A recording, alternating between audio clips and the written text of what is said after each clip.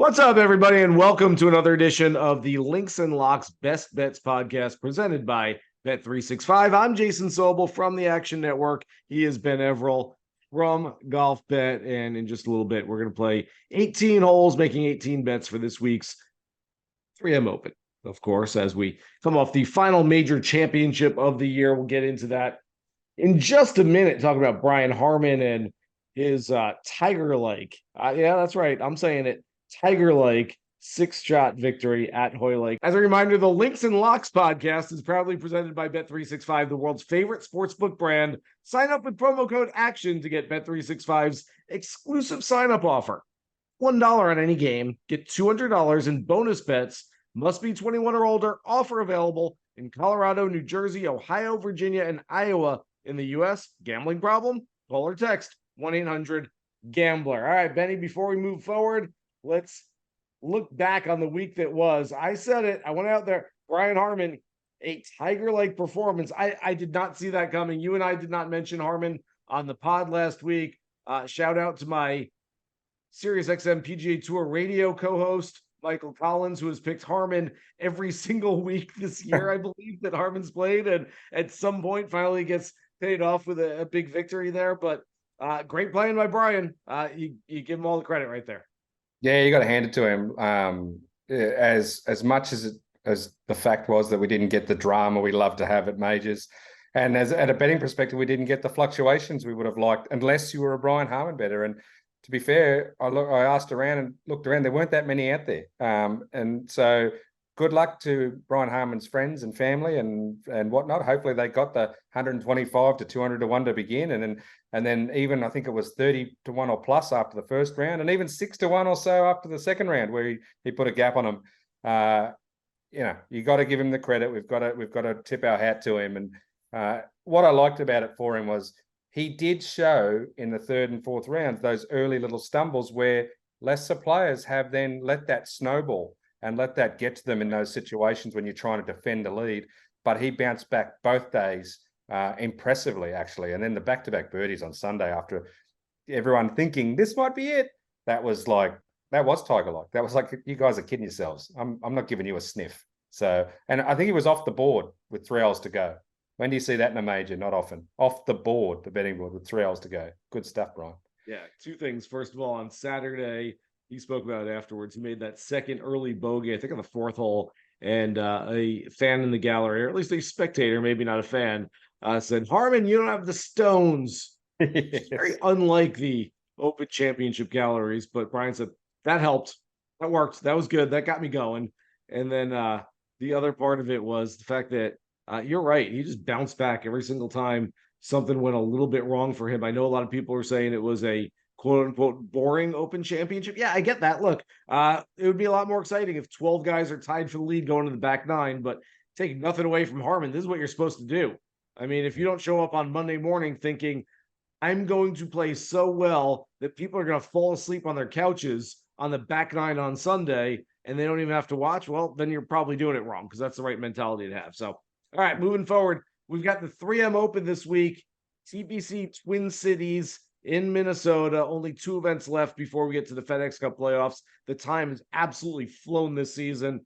Benny, before we start making our picks, is there anything you're looking at specifically this week? We've had 4 editions previously of this event. 3 of those 4 have been won by guys who fit a certain profile. Tony Finau last year, and we've also had Cameron Champ and Matthew Wolff, essentially guys who absolutely bomb it. I know it's only 7,200 yards, a little bit more. It doesn't really play as a bomber's course, but I do think strokes gained off the tee is a very important metric this week. Mate, we didn't talk before this, but you've taken my thunder right away. I've got here as my intro, bombs away. Honestly, that's what the metrics show.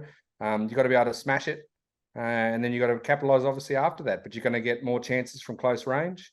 And look, I'll give you this. It's strokes gained off the tee, and then every now and then I try to give you guys the inside baseball-style stat or whatever. One of them to look at is approach shots 175 to 200. So not only off the tee, smashing it out there, but being able to control those 175 to 200-yard approach shots, that's going to be a big factor as well.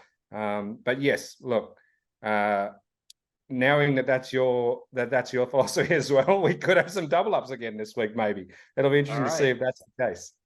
I have very few big names on the card this week. In fact, I probably have one player that qualifies the big name that I'm about to mention. So let's get to it as we do every single week here on the pod. Playing 18 holes, making 18 bets. Ben Everill, you're on the tee. Swing away. It's funny you say one big name. Oh, I think I might similarly have one big name. I wonder if we have all the same picks. As usual, we have not talked ahead of time. Yeah. We don't know our picks. I want to see how many we have that are similar this week. All right, I'm gonna go with one of these. Definitely not a big name, but has played with the big name players. This is a guy who I think is tremendous value as a winning option this week. He's 60-1 or thereabouts. We're talking about a guy who can bomb it. We're talking about a guy who, as I said, played with the big guns at the President's Cup last year. I'm laughing already. Well, yeah. Is this one you got already? Keep it coming. Oh, I'm going to go with Canada's best. One of their best. Maybe not their best, but he's definitely up there. He's very good. Taylor Pendrith. He's a bomber. He's 40th on tour strokes going off the tee, 26th in driving distance, 26th greens in regulation. He's 15th or better in birdie or better percentage from the 175 to 200 yards. He's third in proximity from that. And inside 10 feet putting, he's been, one of his issues has been his putting, right? But inside 10 feet, he's 7th on tour. It's the 10 to 15s or the 15s to 20 feet where he'd love to make a few more to get, I guess, better results. But Taylor Pendrith, for me, when I was looking at value of the Bombers, like he almost made my 17th hole, put it that way. So he sneaks in though as my first hole, as my second best outright pick. Oh, you and I got to stop sharing a brain. I will tell you all about Taylor Pendrith later in the podcast. I mean, how many times during the year do we do this, Benny? Where like you mentioned the guy right off the top, and I'm like either, yep, I got him too, or I'll wait and tell you later, which we all know what that means at this point. If you don't, well, wait till later. We'll tell you what that means. But yep, Taylor Pendrith fits the profile this week, and I have a feeling we're gonna have some other very similar names on our cards this week. All right, get to the second hole. I always like to start with a long shot here. I've got a lot of guys right in this number, that 60-1 to 80-1 number this week. Maybe we're looking just for the next Brian Harmon to pay off as a lottery ticket, but I think this one is right for somebody in that range. And I'm going to throw out a guy who he's doing a little bit of a Siwoo Kim impersonation. And what I mean by that is for the first year or two, he was on the PGA Tour. It was very high upside, very high floor, high ceiling, and very low floor. And he's become a more consistent player, absolutely smashes off the tee. I'm looking at Garrick Higo at 75-1. I think he makes for a really smart play this week. Haven't seen a lot of people talking about him. This Monday evening, we're recording right now. Have not seen a lot of Higo talk as we get into the week, but I think he makes a lot of sense as a guy who fits this golf course. Like I said, 75-1. That's kind of incredible. It's the last player I've wiped off my 9 bets today. Okay. Is Garrick Higo. So I was looking for a reason to include him. And in the end, I just found a better reason for one or two other guys. So what did you say, Top? You're putting him way up there or just as a long shot? As a long shot. And I am going to, at some point, list a whole bunch of long shots on my card this week because remember, what you can do with your cards, again, when you're not taking a guy who's, let's say 14-1, when you're not taking a guy who's 16-1, when you're starting the card at 50-1 or a bigger number, well, then you can add that quantity a little bit more since you don't have necessarily the quality players at the top. Well, if we were going to play, let's say your unit size, your card allows for 3 or 4 players. If one of them's at 15-1, another's at 30-1, another at 40-1. Well, all of a sudden, if you're starting at 55-1, well, that means you can add more players. So my card's going to have more players on it, spread out a little bit, all of whom have somewhat bigger numbers. I'd say mid-tier to lower tier type numbers. So starting with my favorite long shot, and that is Higo this week. All right, mate. Well, I'll move my card around here and I'll give you my long shot play here on the third hole.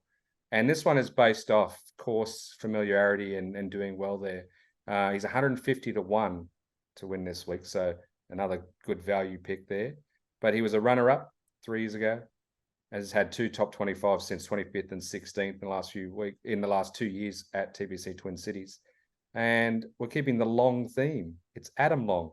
Adam Long is my long shot choice. Now, look, he's a winner on the tour, so he's proven he can do it. He's sporadic, he's erratic when it comes to his golf this season, etc. But the fact that he's got that, as I said, the course familiarity, and clearly he enjoys playing there as a long shot at 150 to 1, he's someone that you could sprinkle small dollars across those markets, right? You want to chuck a dollar on him to win outright, or a couple on him to be top 40, top 20, top 10, etc. I see some potential value there, given, as I said, he's been inside the top 25 the last 3 years, including runner-up, 3 years ago at TPC Twin Cities. Yeah, that makes a lot of sense. I did not get there with Adam Long, but certainly, again, we're on kind of the same page with the type of players we're going after. All right, fourth hole. I mentioned I had one big name player on my card, and this is the only one. Sungjae Im started.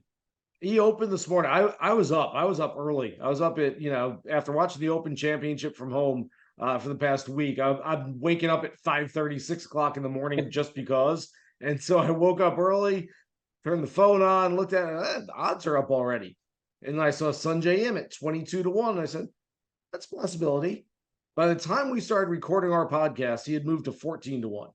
An 8-point move in the shorter direction for Sungjae Im. What that tells us is that everybody wanted Sungjae Im at that bigger number. Makes sense. He was 20th last week at the Open Championship. Once again, starting to round back into form. You and I had him at the PGA Championship. Something happened on that Korea trip where he went and won in Korea, came back to the States, and was not the same player for a month and a half, 2 months afterwards. But he's starting to round back into form now. I will play Sungjae Im for a top 5 at plus 360 this week. I think that's a decent number. And again, if you're going to litter the card with outrights who are somewhat long shots, I want a safer play for a top 5 or maybe a top 10. Sungjae Im's that guy for me at the top 5 play this week. You know how much I love myself some Sungjae. He's a favorite of mine. I didn't put him on. I guess I looked later on in the day when the odds had gone down, etc. And honestly, I've been spooked by that trip that you mentioned. So just the fact that he's coming again from a long way to get there, I don't know why, but until that travel scenario spooked me. I don't know if it was to do with a long flight and soreness, etc. It could have just been something completely different that we're unaware of. But it's enough to spook me a little bit. I would not be surprised if Sungjae routes it. He's the type of player that could win this thing wide or wide. Yeah. So it's a decent play there if that's your thought. By the way, Benny, we don't often talk DFS on this podcast, but I've made DFS lineups, a few of them so far. It's still very early in the week as we're recording this, but I've started them all with Sungjae and Cameron Young, who started to play. I don't know what was going on with Cam Young from mid-April to late June, but he started to play better. 2 top 10s his last 2 starts. I have a feeling you might mention something about Cam Young coming up by the look on your face. I have started all DFS lineups with Young and Sungjae Im, and then there's enough long shots so you just fill in the other 4 spots with different players. That might be my 100% strategy. That might be every lineup that I do this week because I really like how you can fill it in from those guys on down.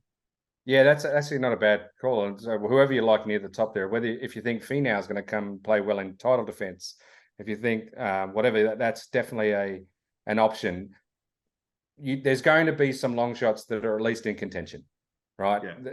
At the end of the week here on Sunday, whether it's Sungjae, whether it's Young, Finau, etc., up the top, there will also be 3 or 4 guys that the non-regular viewers don't know or haven't seen of or not sure about. So don't be afraid to, as I said, sprinkle small units across some long shots that you like the look of. And honestly, it makes it more fun. Like we just talked about the Open before Sunday. We kind of really all knew that unless he choked, to be quite frank, Harman was winning that thing on Sunday. So what do you do in those scenarios? Well, there's a lot of fun in 2-ball markets and 3, etc., and head-to-heads and whatnot in that final round that you can do. Just like I like the idea of small bets out there, giving you something to cheer on, to do. One mate of mine was telling me back in Australia they had first to take a lead in every 2-ball on Sunday, and he basically put $1 on all of it. He was watching every group tee off, who's gonna have the first birdie or not have the first bogey,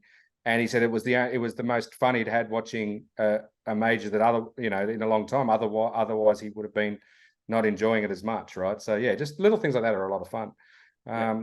All right, fifth hole, you just did your top five of you, a top five with better value in terms of the odds, plus 850. This is the part where sometimes the producers splice in a little bit of Australian music. But at 15th off the tee, 36th tee to green, 19th driving distance, and 3 top 30s at this event in the past, Cam Davis is your man. Now, look, every time I've backed Cam Davis, he seemed to go terrible. And every time I don't, he does great. But Cam Davis should play well here. It's the time of year he plays well. He's won in the summer before, not this event, but at a very similar course. The only thing maybe with him is how tired is he from literally flying to the UK to be the first to be the first alternate and not play. Imagine that. And that's a few years ago when he did win. He got in and didn't go because he didn't. He had applied for a green card, and you can't travel in the first 6 months after you apply for a green card in the US. So he missed his Open Championship 1 year based on his upcoming wedding, and this time he got over there as an alternate. One of the great. I mean, clearly a good enough player to be in that field and not get a start. Yeah, 55th in the world. Share of 4th place at the PGA Championship. That doesn't get you in to the Open. And so we went over there. I know a lot of people say, if you were asked who had the worst week at Royal Liverpool, it's like, well, it might have been Justin Thomas, might have been Dustin Johnson. Now it's probably Cam Davis because he sat there all week waiting to get in, and he was still sitting there on Thursday and never got there. So I don't know, maybe a little motivation. I do like that play this week. He's a little volatile for me right now, but I like Cam Davis just on a regular basis. I think he's probably better than he's shown over the course of this year. Obviously, the illness to start the year and then started playing well at the Players' Championship. He's been inconsistent since then, but I do like that ceiling for Cam Davis. All right, 6th hole. Look, the casuals out there, we know who they are. You ask them about strokes gained off the tee, and they'll say, ooh, Scotty Scheffler's really good. Or Rory McIlroy, he's really good. The real ones, our listeners, the real ones, say strokes gained off the tee, give me a name, they go, man, that's Kevin Yu's music right there. Oh, Kevin Yu, I'm telling you, it took me a while, Benny, to realize that Kevin Yu is Chun An Yu, who went to Arizona State, who was an all-everything promising amateur. I didn't realize it was the same guy until maybe about 3 or 4 months ago. All of a sudden, I go, okay, now I'm putting everything together. He missed a few months of time. He's come back since then. This guy is a ball striker of the highest magnitude. You're going to be hearing plenty about him on the PGA Tour. And it's either going to be, wow, he putted really well and he's contending for titles, or, oh my God, this guy's the best ball striker who can't make a putt this side of Scotty Scheffler, because he's kind of got the same MO out there, which is tee to green. It's really, really good. He's 3rd strokes gained off the tee, 3rd on the PGA Tour. He's 11th strokes gained tee to green, and he's still not a superstar like all the rest of the guys on the top of those categories. So I've got him for a top 10 plus 750. Really nice number. He was top 10 just, I believe, a few weeks ago with John Deere. Yeah, mate. Regular listeners will know I brought him up a few weeks back and had him as a play. I think I had him as a top 40 that week, and he did it easily from memory. Anyway, whatever it was, same thing. But he is the anomaly on the thing. Look, I'll jump straight to 7th. I've moved some things around. Kevin Yu's on my card. Nothing, but I've got him at the top 40 at the plus 105. I said I think I always like the plus number for a top 40 play. I think it's an easy one. I think he represents an easy chance to essentially build your bank for your other fun bets. He just is hitting it so well. What has let him down a few times, as you said, is putting. So that's why I went conservative rather than go to the top 10, even top 20, etc. I think he absolutely can do what you've said. I just think in the betting terms, I saw a nice, easy plus 105 for a guy that people don't realize how good he is. And it can be the bankroll you can use. All right, so you just went with your top 40. I'm going to mix things up a little bit. I'm going to go to my top 40, and really, I'm going there because I'm so excited about it that I can't wait to get there. And so I'm jumping ahead. I'm skipping a few names on my card. I'll get back to them as we move on. But I'm going to my top 40 play this week. Benny, I guarantee you don't have Caleb Van Aragon on your card this week. There you go. I did not have whoever that is. He's a Minnesota amateur. He won the Minnesota State Open by 9. Then he won the Minnesota State Amateur by 12. Okay. Apparently lives not very far away from TPC Twin Cities, knows the golf course. For a top 40 this week, top 40, I get it. Like, he's a young kid. He's playing against PGA Tour professionals, but it's not the biggest field. He's playing obviously really good golf right now. You've got to play. I don't care who you're playing against. You win by 9 and 12. You're playing some really good golf out there. He is plus 800, 8-1, just to finish in the top 40 this week. Let's go CVA, Caleb Van Aragon. Yeah, I know absolutely nothing about this guy, but just from hearing your little speak up there, I'm in on the fun for that. 8-1 to obviously his goal is probably going to be to make the cut. And the good news about that is if he does, he'll be the type of player that, you know, he might make it, say he makes on the number or by one, he's not stopping there. He's not thinking, oh, how awesome. He's thinking, let me get up here as high as I can. Whereas some other tour players can sometimes be guilty of, I can't win, I'll just dial it back a notch for the last couple of rounds. He'd be the type that you've got to be thinking is going to be all out the whole way. So that's some fun. And I tell you, yeah, well, I'm guessing his friends will be all over that number then. I would think so.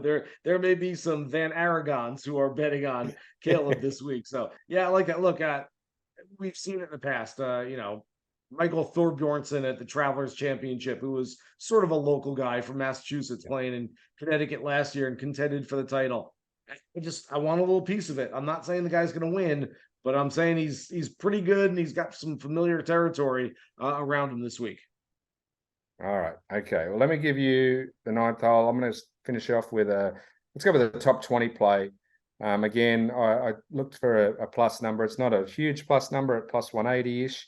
But this gentleman has proven himself to be of major caliber in the past. He was T11 in his only other previous start at TPC Twin Cities, 18th on tour tee to green, 19th in birdies or better from that 175 to 200 I talked to you about earlier, and that's Gary Woodland. Gary Woodland for a top 20 at plus 180. I wouldn't be surprised if Gary has one of those weeks where he's near the top of the leaderboard in the first few rounds, and whether or not he can maintain it, I'm not sure. But plus money, top 20, I think is reasonable, given he's already proven he can do that a couple of years ago. 9 holes down, 9 holes to go as we make the turn. Another reminder, the Links and Locks podcast is proudly presented by Bet365, the world's favorite sportsbook brand. Sign up with promo code ACTION to get Bet365's exclusive sign-up offer. $1 on any game. Get $200 in bonus bets. Must be 21 or older. Offer available in Colorado, New Jersey, Ohio, Virginia, and Iowa in the U.S. Gambling problem? Call or text 1-800-GAMBLER. We get to the back 9. I am on the tee for number 10. And Benny, I'm so disappointed in this player that I'm not even sure I realized how disappointed I was in him until I started looking up the numbers and the stats. So I'm not sure I've mentioned the player more than Keith Mitchell this year. Yeah. I love everything about Keith Mitchell. You look at Keith Mitchell, Kashmir Keith, Killa Keith, and you go, that dude, that's the dude right there. I mean, he's the guy that other play. Adam Scott, what podcast? It was Smiley Kaufman's podcast. He was on last week. And Adam Scott was asked about, you know, who do you look at and go, man, that guy, he's got some fashion sense. He's kind of got it. Listen, Keith Mitchell. Everybody loves Keith Mitchell. And yet Keith Mitchell has not finished inside the top 30 in 11 of his 12 starts, his last 12 starts. Keith Mitchell's been, quite honestly, flying under the radar and been terrible over the last 3 or 4 months.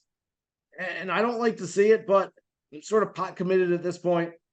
He breaks that string, top 20 this week, where driving really matters. He's still a very good driver of the golf ball.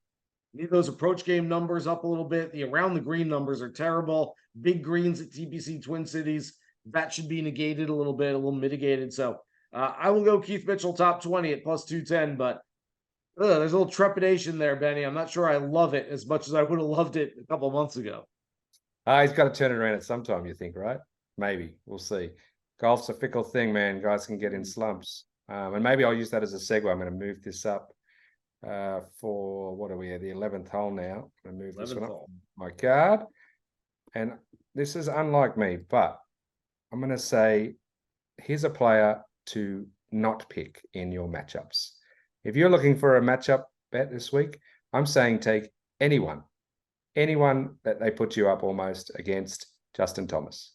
Mm. I just am not a believer that Thomas will turn it around this quickly for many reasons. Yes, he's got the talent inside there, but he's under the pump now, pressure-wise, to make the playoffs, to get himself back in the mix for the FedEx Cup, etc.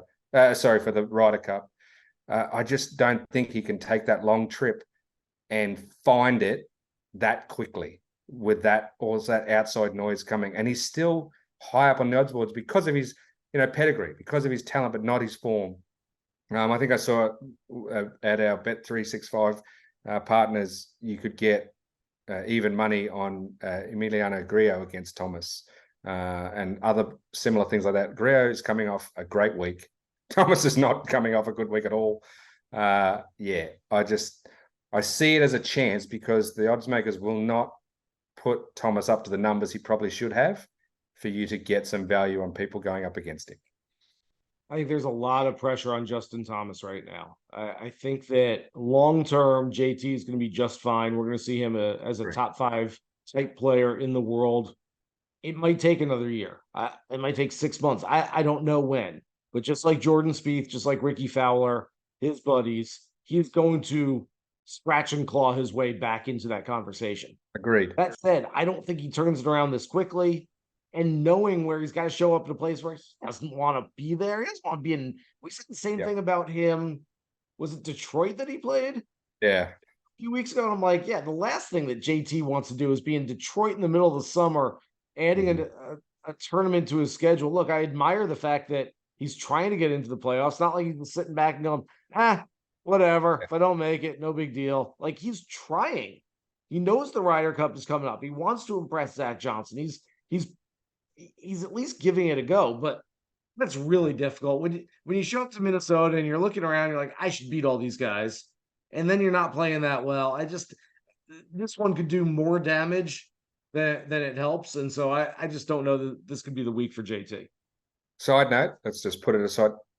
Tomorrow, if they're picking the team, would you pick him? Probably not. I am a firm believer, though, Benny, and I think most captains get this wrong, quite honestly. And it's close every year, but most captains pick who deserves it the most, as opposed to who's going to help the team win. The whole point of having captains picks is, who are we bringing with us that is going to help us win this competition? Not, well, he's had a bunch of top 10s and he's played pretty well, so we'll put him on the team. It's like the antithesis of what it's supposed to be.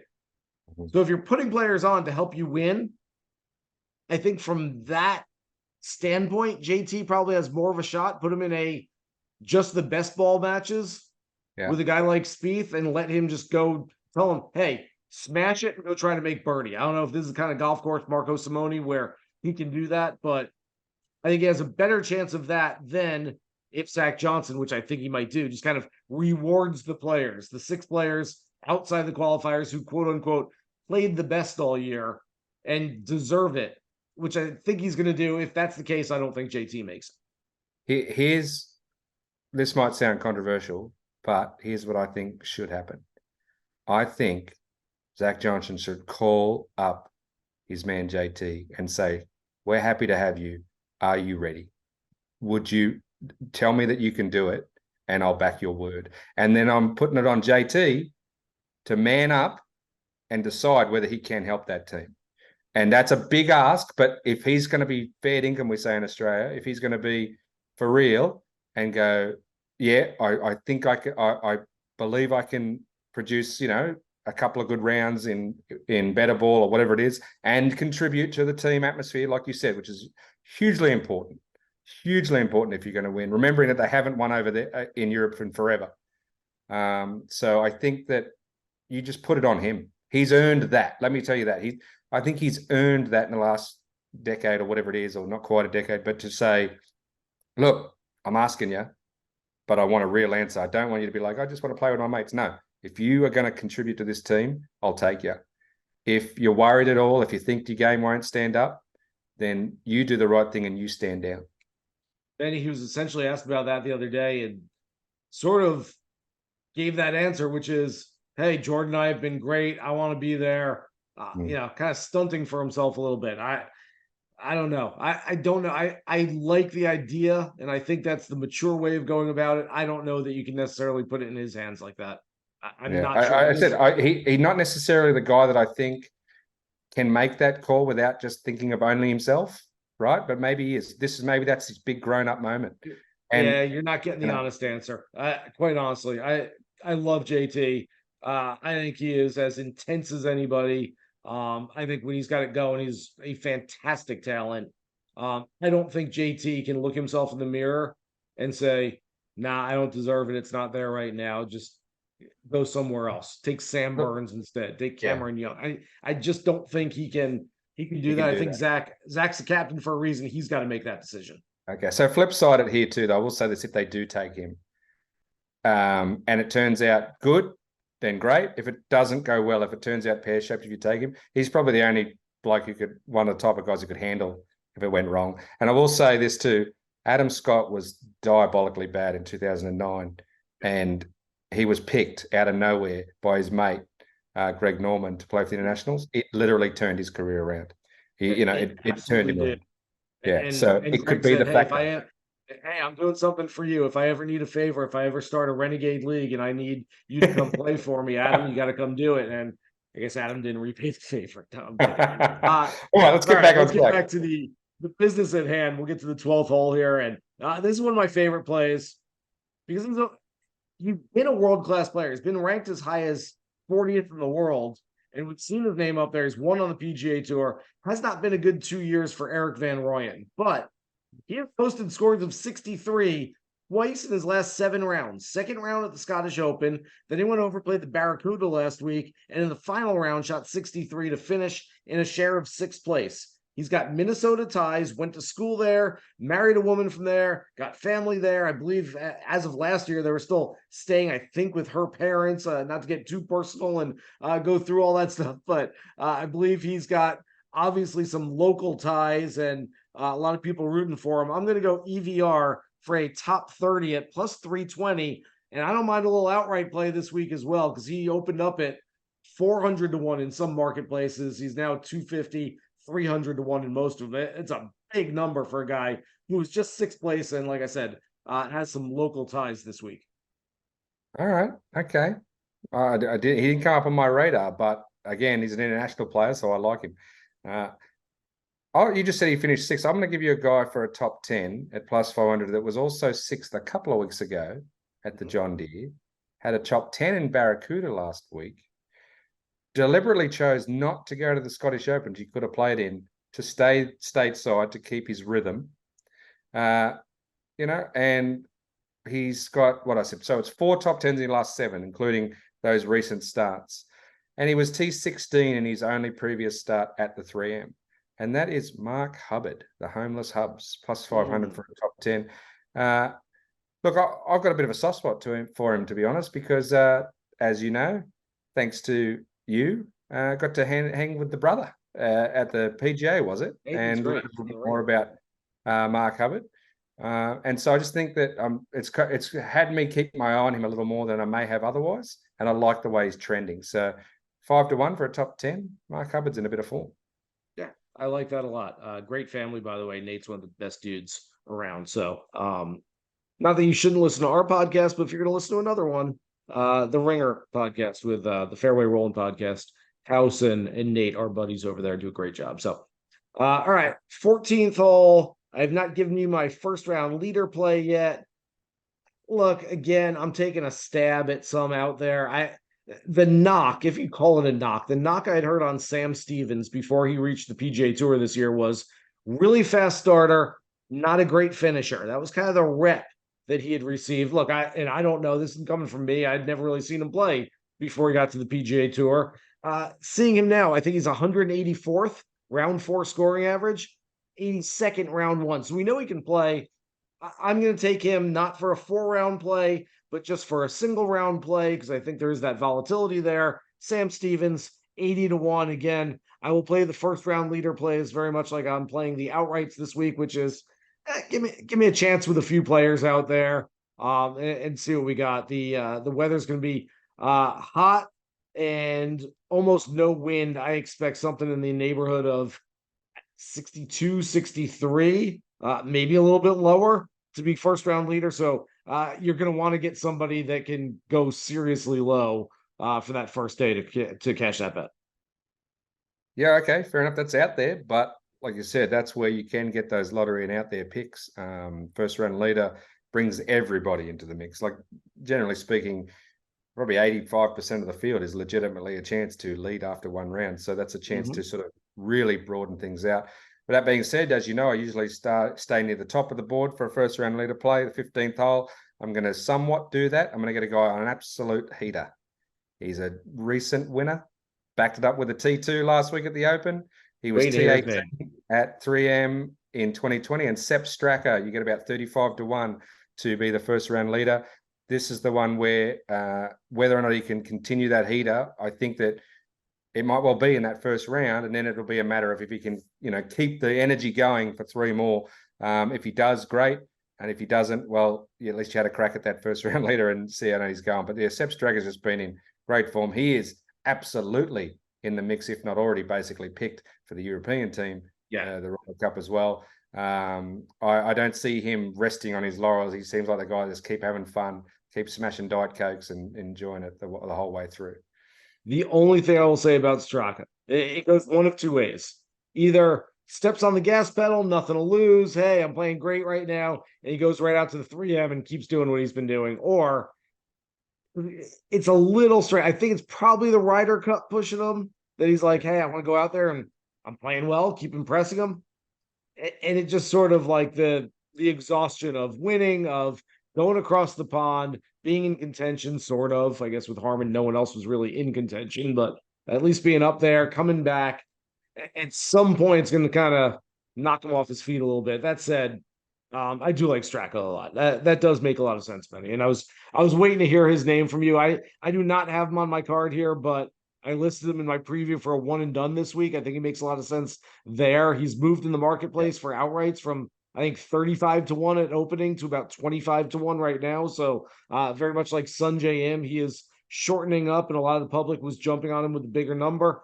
I don't know that he's going to win a second out of 3 starts with a T2 in the middle of that. At some point, you just don't beat everybody, but playing great golf right now.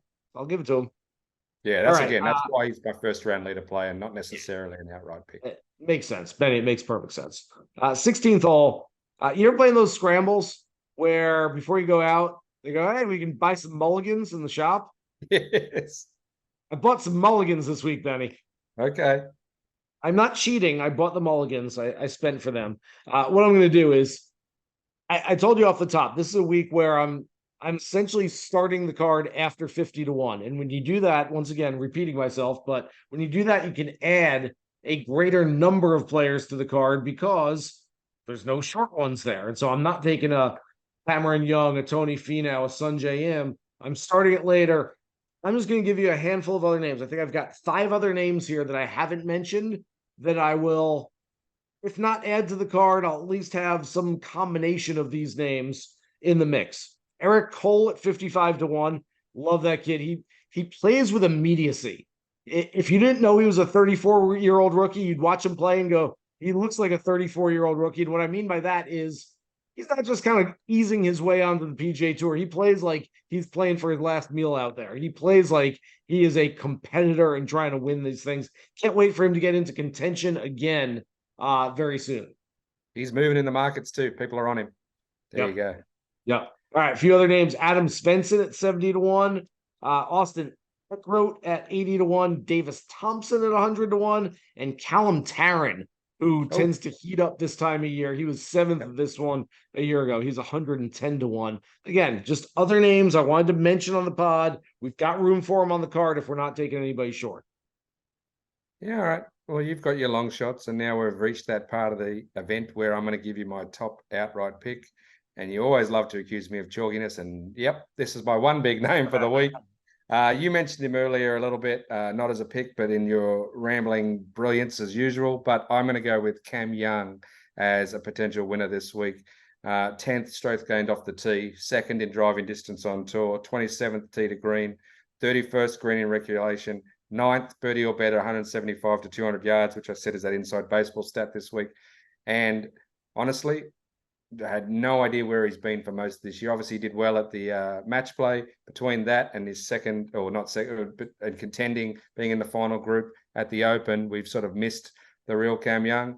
One of the things last year I was a little bit critical, if there was a thing for the Rookie of the Year, was I don't think he played enough of these type of events where he might have done well and knocked off that first win. He played essentially a major level talent schedule for most of the year because he was doing well in those big events and contending and had well more than enough points to do so.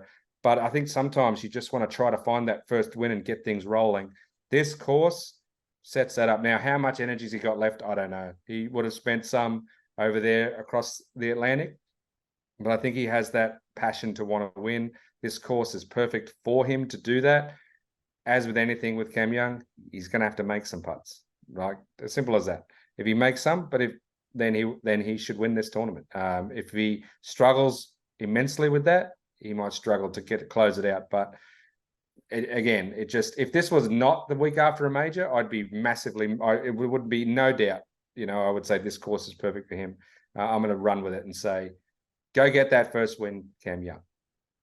Benny, I was doing my research on Sunday night. The odds weren't out yet, but I was looking at players that I like and kind of making notes and digging into some numbers. And I was fully ready to have Cameron Young as my favorite play on the board, my favorite outright this week. And then instead of opening up, I thought maybe I might get 20 to 1, maybe even 22 to 1, open up at 14 to 1. And that was enough to cross his name off the card for me. Doesn't mean I don't like him. Again, one and dones. Absolutely. For DFS purposes, yes. If you can get him in a matchup against a Tony Finau, fire away on that one. I really like that. So I still like Cam Young. I still think he can win this week. Just for betting purposes, I'd rather take a shot on some of those bigger numbers this week instead of Cam Young. And so we get to the 18th hole, and I am taking a shot on one of those bigger numbers. And it's the same one that you started the first hole with, Taylor Pendrith, who checks all the boxes for us this week.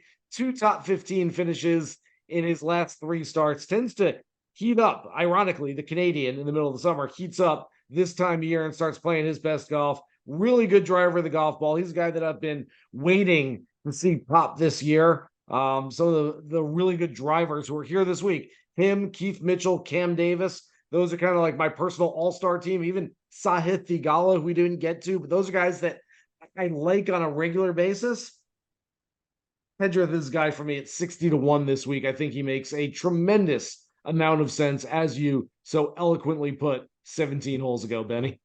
Yes, look, just all the numbers speak to him, and he's got that form. And he, like Cam Davis, you and I were both sort of pretty gung-ho after the President's Cup last year that they would, lift their game to another level. And they didn't necessarily do that out of the gates for varying reasons. But that talent and that confidence is returning in both of them. That's something that I think we're going to see moving ahead. And the number is just such a good number. It is such a good number.